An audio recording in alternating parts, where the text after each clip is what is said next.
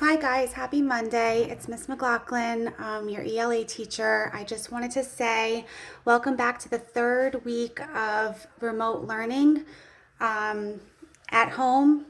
So I would like to talk to you guys a little bit about word study and how important it is, especially when we're reading, to figure out words and how they really, what they symbolize in stories and how we use them to understand the story deeper.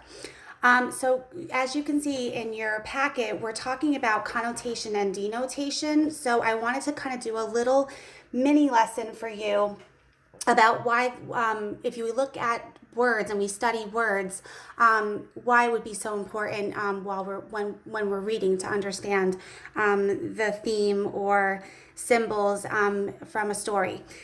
So they had you on the first page, on page 30 of your packet.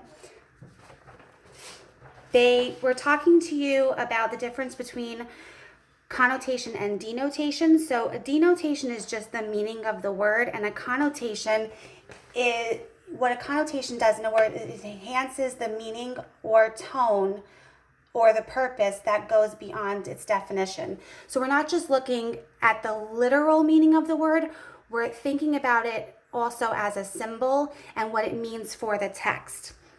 So what do I mean by that? Well, guys, if you think about it, when you hear somebody say, "Oh, the black cat is crossing the road," you would think, "Ooh, it's a bad omen."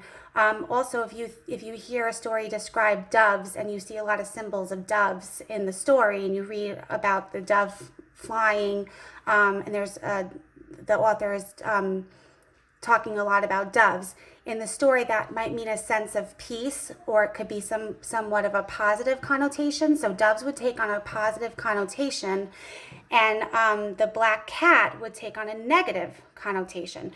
So let's do a little bit of practice with some more words. I have the word youth, juvenile, and adolescent. So these are groups of people. So we're trying to figure out which of them would be a positive, which one would be a negative connotation, and which one would just mean a neutral connotation. So if I said youth, where do you think that one would belong?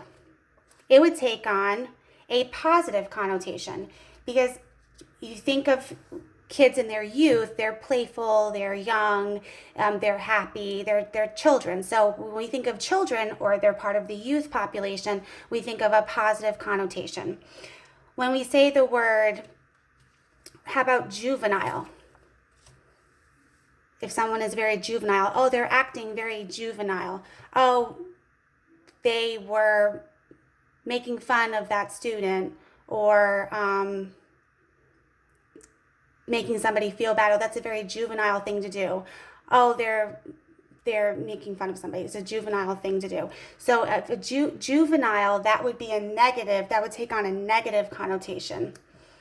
And if you're an adolescent, that's a neutral connotation. It just takes on a neutral connotation. It just means you're in the middle of your growing up stage. So it doesn't really mean any positive or negative. It just means that somebody who's in the middle, it takes on a neutral connotation, how they grow up. So to backtrack, youth kind of points to children who are happy and playful. So it would take on a positive connotation. A negative connotation would be if you're juvenile. They could be very playful, spiteful. They can kind of play tricks on people, and it would be a juvenile would take on a negative connotation. An adolescent just means you're in between childhood and adulthood, so you really doesn't take on either a positive or negative. It just kind of stays in the middle, whereas neutral. Okay, so let's try a little easier ones. How about request or remind? Some actions. If you were to request or remind somebody, you're not really doing anything negative. Can't really figure out if it's in the neutral. I think it's just when you request to get something, it's just you're asking nicely, you're requesting, please, can I have this?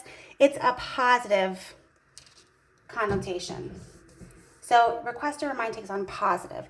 How about whining or nagging? Now, whining, if someone whines, of course, it really wouldn't sound that great. So if we know how that feels, if we're being whined at or nagged at, then that would take out a negative connotation. And then if you were to simply just ask somebody a question, anybody could do that. Anybody could ask a question. So it would just be a neutral connotation.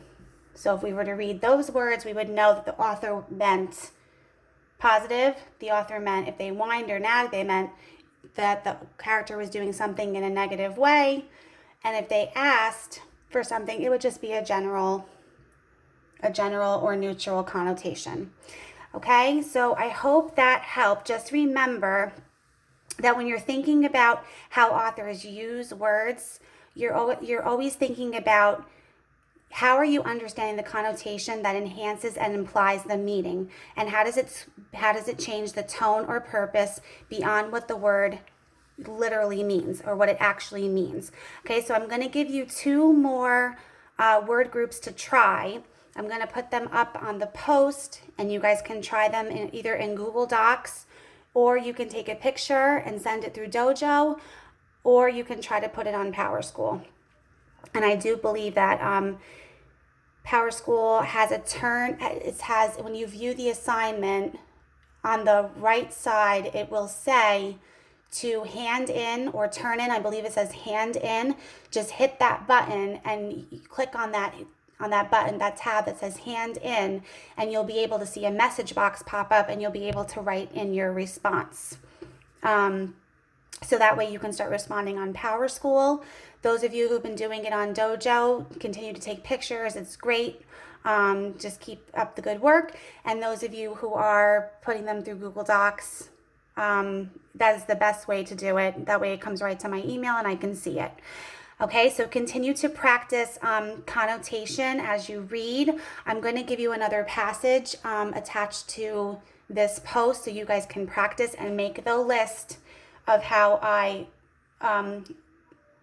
as I use the groups to group the words. Okay, and then I will see you tomorrow, or I will put up another video for the next lesson. Have a great day.